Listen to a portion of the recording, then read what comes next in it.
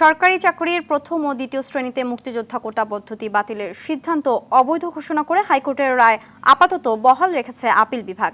একই সঙ্গে পূর্ণাঙ্গ রায় প্রকাশ হলে রাষ্ট্রপক্ষকে নিয়মিত আপিল করতে বলেছেন আদালত। সকালে প্রধান বিচারপতি ওবায়দুল হাসানের নেতৃত্বে ৬ বিচারপতির আপিল বেঞ্চ এ আদেশ দেন।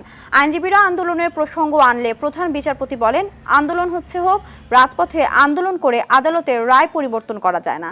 গত ৯ জুন সরকারি চাকরির প্রথম ও দ্বিতীয় শ্রেণীর মুক্তিযোদ্ধা কোটা পদ্ধতি বাতিলের সিদ্ধান্ত অবৈধ ঘোষণা করে হাইকোর্টের রায় বহাল রেখে আপিল বিভাগের নিয়মিত বেঞ্চে শুনানির জন্য পাঠিয়ে দেন চেম্বার আদালত। ৪ দিন ধরে মুক্তিযোদ্ধা কোটা পদ্ধতি বাতিলের দাবিতে লাগাতার আন্দোলন করছে কিছু শিক্ষার্থী ও চাকরি প্রার্থীরা।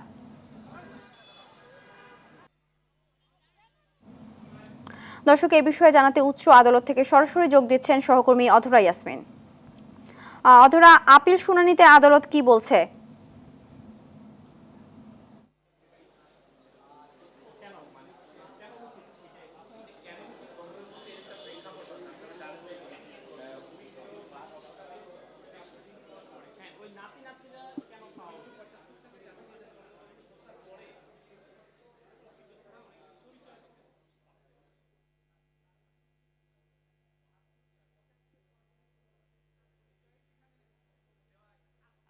সিনথিয়া যেমনটি বলছিলেন, গত ৫ জুন কিন্তু এই সরকারি চাকরিতে মুক্তিযোদ্ধা কোটা কেন অবৈধ ঘোষণা করা হবে না সেটা নিয়ে কিন্তু হাইকোর্ট একটা রায় দেন।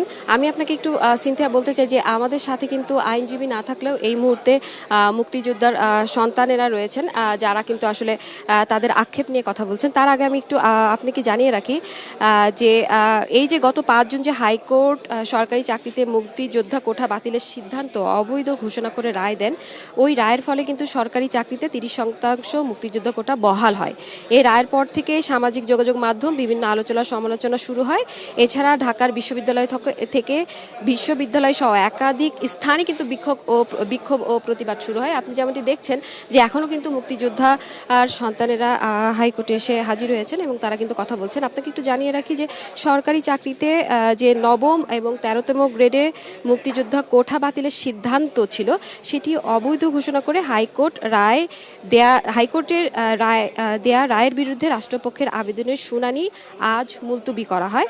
এই সংক্রান্ত রিটের পক্ষে নিযুক্ত যে সিনিয়র আইনজীবী মনসুরুল হক চৌধুরী আজ নেই বলে আসলে অ্যাডভোকেট অন রেকর্ড জহিরুল ইসলাম আজকে শুনানি নট টুডের আবেদন করেন। এরপর প্রধান বিচারপতি ওবায়দুল হাসানের নেতৃত্বাধীন যে ৬ বিচারপতির আপিল বিভাগ এই বিষয়ে শুনানি নট টুডের আদেশ দেন। সেই সাথে রাষ্ট্রপক্ষকে বলা হয় হাইকোর্টের রায়ের বিরুদ্ধে লিভ টু আপিল করতে বলেন আদালত। আপনাকে একটু জানিয়ে রাখি যে এই সময় অ্যাটর্নি জেনারেল কিন্তু এই স্ট্যাটাসকো চান, বলেন অ্যাটলিস্ট একটা স্ট্যাটাসকো দিতে, কিন্তু আসলে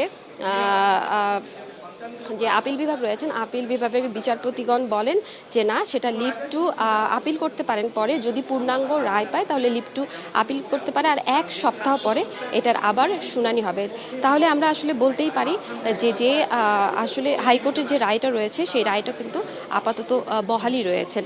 অর্থাৎ মুক্তিযোদ্ধা কোঠা যে 30% মুক্তিযোদ্ধা কোঠা ছিলেন সেটা কিন্তু সরকারি চাকরিতে এখন পর্যন্ত বহাল রয়েছেন। সেটার আসলে সর্বশেষ কি হবে সেটা কিন্তু জানা যাবে আগামী 7 দিন পরে, 1 সপ্তাহ পরে এটা শুনানি আবারও হবে। এরপরে আসলে জানা যাবে যে আসলে এই যে কোঠা আন্দোলন চলছে কিংবা সবাই যে মুক্তিযোদ্ধার সন্তানেরা সবাই যে বিশ্ববিদ্যালয় থেকে বিভিন্ন স্থানে যে বিক্ষোভ হচ্ছে কোঠা নিয়ে, আসলে সেটা শেষ গন্তব্য কতদূর সেটা কিন্তু আসলে আমরা 1 সপ্তাহ পরে জানতে পারবো। সিনথিয়া, এই ছিল উচ্চ আদালত থেকে আমার কাছে সর্বশেষ। ধন্যবাদ।